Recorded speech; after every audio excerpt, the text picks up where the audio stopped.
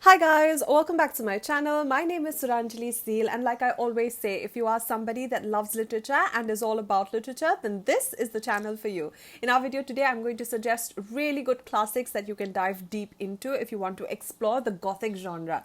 Now, I've already dedicated one video to exploring and explaining and discussing what Gothic fiction is all about. I figured that, if you know the characteristics of a particular genre, then only the recommendations will make sense, right? So I've already discussed the characteristics of Gothic fiction. What do we mean by female Gothic? What is the role of architecture in Gothic fiction? Everything, the history of the term, what it actually meant and what it means now, everything I've discussed in that other video. So make sure you check it out so that you actually understand what Gothic fiction is, and then you can enjoy these books that I'm going to recommend. So without any further ado, let's get into this entire exploration and the recommendation that I'm going to give you. If you are to start out with Gothic fiction, these are the go-to books because it is where everything had started. These are the books that have contributed to defining and understanding Gothic fiction. So let's get right into it.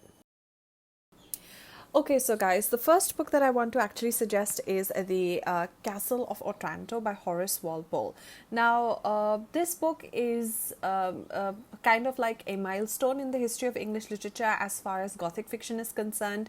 Now, it is one of those novels which first featured the word Gothic. So there were elements of Gothic that were being discussed and dealt with, themes surrounding Gothic that was already being dealt with in other novels as well. But this is the one that went out there and called itself Gothic. So when you read The Castle of Otranto, it is a classic and it screams Gothic in its essence. It has everything that we associate with Gothic fiction, and this novel and all the other novels that I'm going to mention in this video actually contributed to understanding and also contributed to the definition of Gothic. Whatever we know of Gothic literature, Gothic fiction, our idea of Gothic today surrounds these kind of characteristics which were found in these novels. So Castle of Otranto is the first one. In the second edition, I think, if I'm not mistaken, in the second edition, in the subtitle, it was called A Gothic Story. So it's The Castle of Otranto, A Gothic Story. That is the entire title. So if you look at it, it has a dark setting. I've already dealt with the characteristics in the other video, like I told you. So it has everything. All the characteristics that I mentioned there, features here. It has a dark setting. Like I said, medieval architecture was initially the setting in the traditional novels. This is one of them. The setting is a castle. And how does this architecture have an impact on us readers? Because the setting, when you imagine yourself within a castle, it actually detaches you from the modern world. Modern world we see are cemented and brick houses and tiled houses these days. But the Gothic architecture, when it was employed in the literature, it kind of detached the readers from what was happening outside in the world. So when you read any Castle of Otranto, if you watch movies also that feature Gothic architecture, it actually sorts of takes you away from the modern world and makes you feel as if you're living in the past. So what happens is you'll feel this this shift in time when you're reading the Castle of Otranto and Gothic fiction. So here too, the setting is a castle. It has this dark, eerie feeling. You have mysterious vibes where you have moving pictures, secret passageways. So all of that is there in the Castle of Otranto. And amongst the supernatural, it features ghosts. It features female victims, prophecies and curses. All of these things feature in the Castle of Otranto. It also talks about mistaken identity, family issues. So there are trapdoors and pictures that begin to move, and they kind of coincide with the character's inner self as well. So Gothic fiction is kind of like it kind of reflects itself through Castle of Otranto perfectly almost. So if you want to start out with Gothic fiction, this is one novel that you can go to. It screams Gothic. Obviously over time the context of Gothic and the meaning of Gothic has changed over time, but this is the one that started it all. These are the ones that contributed to the definition of Gothic. So you have to read Castle of Otranto if you're interested. This is one novel that you can go to if you want to understand, or you can look at it as the pioneer of Gothic fiction. So you can actually go and have a look at this novel if you're interested. Now let's move on to the next one. So the second book that I would want to suggest for you to read is Rebecca by Daphne du Maurier. It is one of my absolute favorites. And remember, I mentioned female Gothic, the genre of female Gothic in my previous video. So this is the one. This is one of the novels under that. You have the female protagonist in the Gothic novel, and it's about her coming of age also story, about how she adjusts with her own insecurities, and it's about appearances versus realities. So it is sort of like a memory within a memory in Rebecca. So it's the female protagonist who's recollecting her stories of Manderley. Manderley is the estate which her husband owns, where she stays. Now she actually meets this new person who, like, proposes to her. She marries him, and she is like very young at that time. And then she figures out that this person had an ex-wife, and she almost idealizes this ex-wife. Her name is Rebecca. She's obsessed with this ex-wife. She is intimidated by her. She compares herself to this person, to Rebecca. And we do not meet Rebecca in person throughout the novel. She's always about Rebecca. Everything, the furniture, the table, the chairs, everything has the essence of Rebecca, and that adds to the mystery of it all. We don't actually meet Rebecca. We don't know who Rebecca is, but the protagonist keeps talking about her. We get to learn about Rebecca from different individuals. We have her housekeeper and maid, Mrs. Danvers. We have the husband, Maxim, who's the one who actually, you get to know about Rebecca's life through different people, but you don't meet Rebecca on your own. So she remains a mystery. She remains an enigma, and you try to figure out who Rebecca actually is. And the narrator, the one who's actually telling you the story, she is recollecting her memory, a memory that, what were her experiences in Manderley, this estate. How much did this estate have an impact on her? How much did this figure of Rebecca impact her, and to what extent, and what she went through in that house. So, it's her presence is powerfully felt throughout the novel. She is almost like an unseen figure that lurks everywhere. You find her everywhere, and that's again classic. It is a classic example of a Gothic novel or a Gothic feature, because you'll feel this lurking, sort of like this figure lurking around everywhere, but you don't see her, but you only get to know about her. It's about appearances versus reality. Then one other figure that screams Gothic is Mrs. Danvers. She was a housekeeper and maid to Rebecca, so she does not really have a liking to this new wife. She does not like the protagonist, so she had this inclination to Rebecca only. So, she's almost like a shadowy figure throughout the mansion. She appears out of nowhere, she spies sometimes, and the way she actually deals with the new wife also, it's a little disturbing, and it is not all sunshine and glory for her. So even the Manderley itself, there's this Rebecca's room which has been left the way it was. It was untouched. Okay, so the description of the room, from the flower pot to the bed to the mirror to everything, it screams Gothic. It actually is very mysterious, and that adds to that feeling of fear, uneasiness, and haunting. So all of these things featured in Rebecca. Also, you have the theme of imprisonment. So imprisonment in what sense? When you talk about imprisonment, it's not just of the body, or when you talk in those times, it's not just about gender roles. I mean, gender roles feature here, feminism also features here. They talk about the role of a married wife, like how a married wife, or the roles that a married wife was supposed to play. There's this sense of dominance also from Maxim's part on the protagonist also. So, those kind of things are also there. But imprisonment is not just about this societal imprisonment, it's also by that estate itself, Manderley itself. Manderley itself is imprisoning for the narrator, and it is also psychological. The psychological imprisonment happens because she's intimidated by Rebecca. So she's imprisoned because of that. She's imprisoned because of her love, because of her obsession with Rebecca. Rebecca's entire figure, her entire life also, it's kind of like intimidating and overpowering on the narrator. So that's, in that sense, imprisonment is there. Manipulation is there. You'll find it many times in Mrs. Danvers also, the character. So Rebecca, all in all, even when she describes Manderley itself, the dark like you can get the Gothic architecture, Gothic furniture feel from within whatever she narrates. And one other thing that also I want to point out, that she phenomenally narrates the entire thing. It is just phenomenal the way Daphne du Maurier actually narrates the whole tale. It is so intricate the way she actually describes the driveway, the leaves, the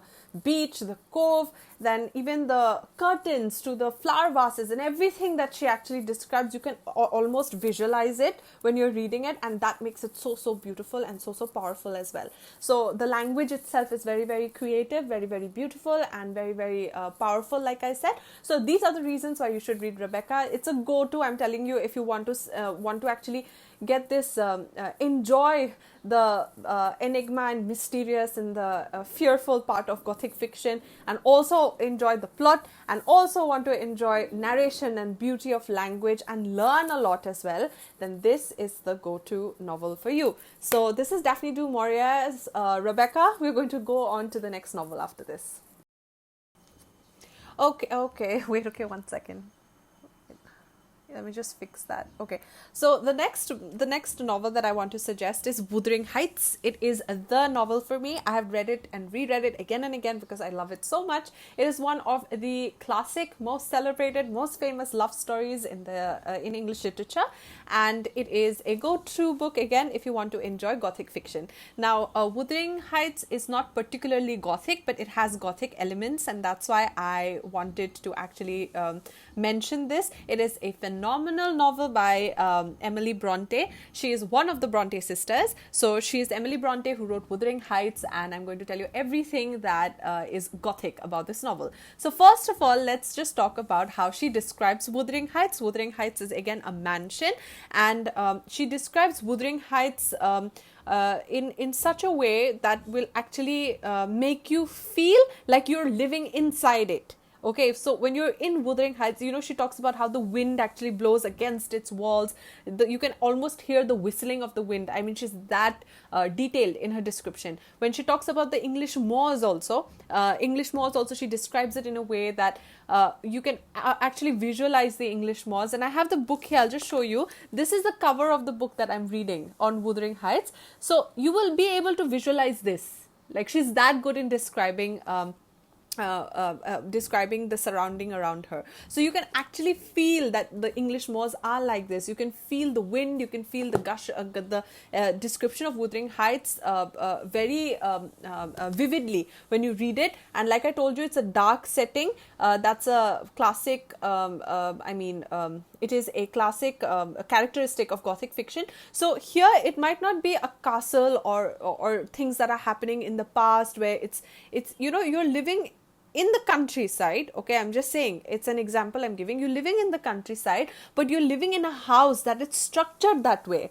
So you'll get that eerie feeling again, that mysterious feeling again. It's a dark setting. When you think about the English moors, you think of an overcast sky. You usually don't think about a bright sunny day, okay? And the way she has narrated and the way the story progresses also, you get that same dark, uncanny feeling, that same uncertainty that lurks around throughout the novel. And, it talks about the futility of revenge. Like I said, there's a female victim. That's another characteristic of Gothic fiction. So you have the female victim, which is Catherine. So she is the one at whom the revenge is aimed at by Heathcliff, who is the protagonist. Like I also mentioned in the previous video, he is the anti-hero, or he is the Gothic protagonist. He does not have heroic qualities at all.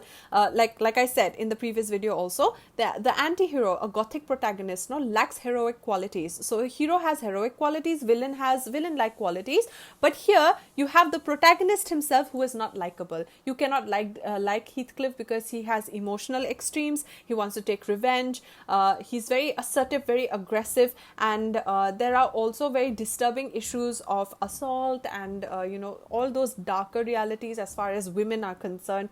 That is also dealt with, and it talks about class. It has supernatural elements. There's this ghost of Catherine that appears every now and then you'll have an episode where Heathcliff, okay, I don't want to give out spoilers, but they're very grotesque and gruesome episodes also. So you can read it. The whole feeling, there's this constant a feeling of madness and instability and insanity also that features every now and then, and it adds to that Gothic feel. You have of course, the concept of love. It is one of the most celebrated ones in English literature. The concept of love. You have the concept of suffering. So I said Gothic fiction actually, by definition, it's the aesthetic which is supposed to give rise to fear and haunting, and you'll feel it in Wuthering Heights. So you'll have this dark, handsome, mysterious, the protagonist, okay, the person who you cannot like. He's not a likable character. And the antagonist, or you cannot call him a villain also, is Catherine's husband, okay. I'm just giving an example. If you consider Frankenstein also, the monster, Frankenstein is the monster, but the antagonist or the actual villain is his master, right? The maker, the one who actually brought him to life. So he is the one who kept the secret. He is the one who actually brought this monster to life. It's not the monster's fault that he came to life, right? So, the protagonist is the monster, but he's scary. He's a monster. He kills people, So he's not a likable character, but he's the protagonist. And whereas the antagonist, whose fault it was, to actually give rise to this person, and this person is lonely because there's nobody else like him. So, that person often has likable qualities. Like I said, that is the catch in Gothic novel, that sometimes the hero has unlikable characters, a Gothic protagonist, and whereas the Gothic villain might have attractive and likable qualities. So here too you have Catherine's husband. Of course, he doesn't like Heathcliff, but he has likable qualities, and Heathcliff himself is one who is messed up. So you can read, he's like the perfect Gothic protagonist.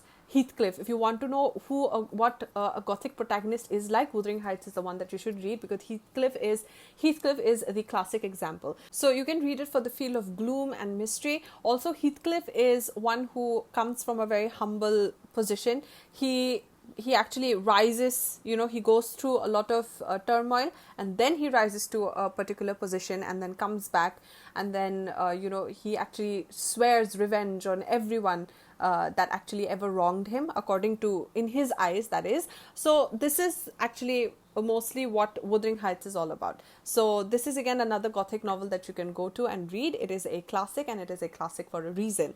So now we're going to go to the next book recommendation, and that is Frankenstein by Mary Shelley. So the next one that I said I'm going to talk about is Frankenstein by Mary Shelley. Now this is a relatively shorter novel, so I don't want to give away too much, so I'll just give it in short. It is about monstrosity, of course. We have all heard about Frankenstein. So we have the monster, and he was created by his master, right? So you have the monster, you have the looming threat of the monster. He can appear at any time. That kind of a feeling you'll get when you're reading it. So there's also an episode where, the story is progressing, and suddenly there's a part where you look out the window and you see the monster grinning at us, like from the window. That's the feel that you get. So this is an episode that's there. So you'll have the looming threat of the monster. You'll have the secrecy. The protagonist carries a lot of secrets with him throughout the novel. You have alienation. The monster does not fit in anywhere, because it's not even his fault that he doesn't fit in anywhere. It's because his master created him. But you have this sense of alienation. You have this sense of revenge, because he is prejudiced against that prejudice is also again another theme. He's prejudiced because he does not fit in anywhere, and it's not through any fault of his own. Okay, that is there. He does not have any counterpart. He does not have anybody who can trust him, who he can trust, because everybody views him like a monster.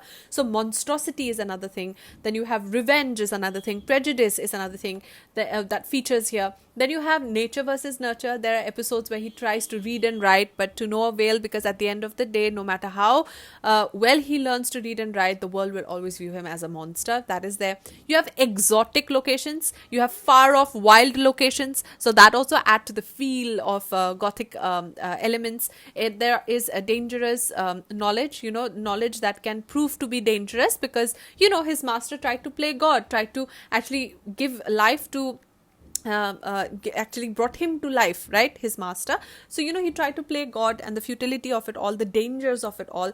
Then you have lost innocence. The monster, when you see in the beginning of the few pages, he's very innocent, but it's through experience that he actually grows this prejudice against the world, which he thinks has wronged him. Then you have responsibility, because the narrator, I don't think so, he does not really want to take responsibility of it all.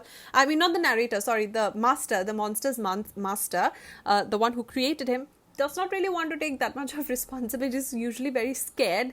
Okay, so there's a face off in the end that also you can read. Then there's this destruction of the family. That is one thing that is there also, and it's symbolized even through the monster because of that neglect. So all of that features in Frankenstein. I don't want to give too much away. This is again another classic that you can refer to if you want to explore the Gothic genre. So now let's move on further.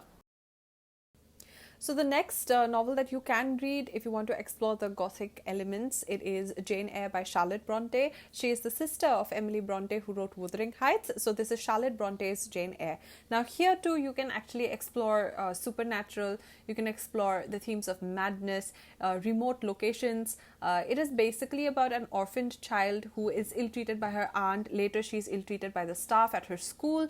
Then when she actually finds employment as a governess, she becomes a governess. That's when she uses this newfound independence to actually live life on her own terms. She's also like the symbol of how Victorian society treated girls at the time, treated women at the time. It talks about gender roles, women issue of how they are expected to behave, and here she actually comes out as this independent character who wants to live life on her own terms. She is independent, she has a conscience of her own, she has her own will, her free will, which she exercises at every turn of the page. So amongst the Gothic, I think that you can understand this through the feelings of terror, through the feelings of fear, the supernatural elements. Like I said, madness also, it features in this novel, which is characteristic of Gothic fiction. Female victim is there. There's this person who's chained up in the attic of the place that she's living in. All of that is there. So you'll have this unclear sense of time as well.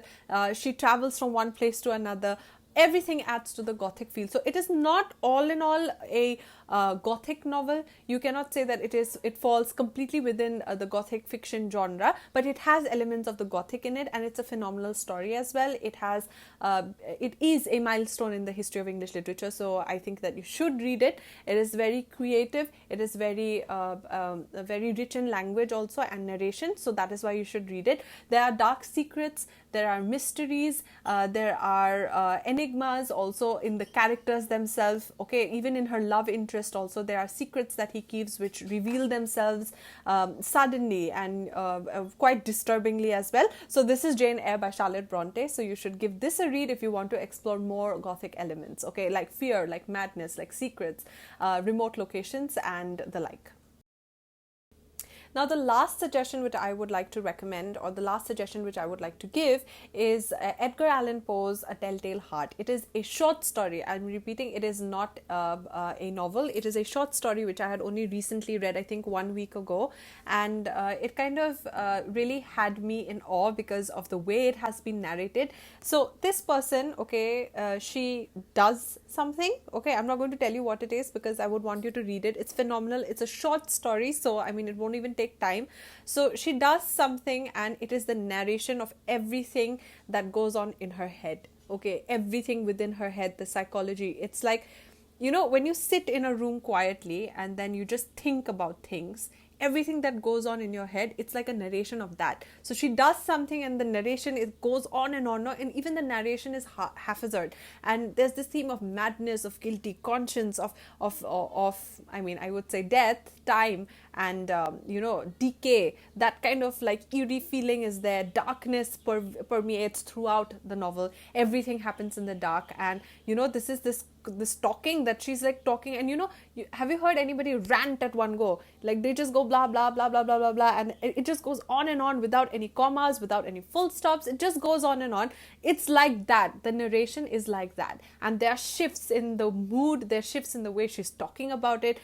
This conscience is that play throughout the short story, and I think that this is one of the most classic short stories which center around the Gothic genre, and I think that you should give it a read. It is phenomenal. There's not much to say because it's very short. If I tell you anything regarding the plot, then it's going to give way to what actually it is. So I'll just say that it's about this person who is constantly talking inside. It's not like you can see her talking with her mouth. It's inside her head, and everything that's inside her head, it's not even really stream of consciousness. It's not like that. It's different because it's structured. It's well plotted and well structured, but she talks and talks, and she's talking about herself, giving reasons to herself, trying to cover things up, talking about what she felt while doing it and everything. Okay, so these are the things that she's going to talk about. Guilt features in it, madness features in it, death features in it, time and decay features in it, and last but not the least, your conscience. That's what features in A Telltale Heart. This is a short story by Edgar Allan Poe,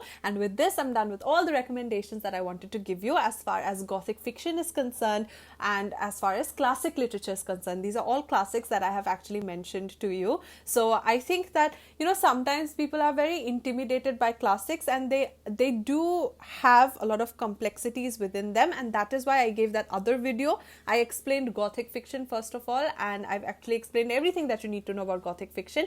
And then now if you read these classics, I think you'll enjoy them even more, and you'll understand them even more. These are go-to books. These are the books that actually contributed heavily to the Gothic genre, and they are classics for a reason. So I really hope that you consider these recommendations and at least give one or two a try. So without this is all that you have to know about the classics of Gothic fiction. If I do find out some more books, or if I do figure out, Harry Potter also I could have suggested. Harry Potter also has the entire series. This is the one that I have, the entire series over here.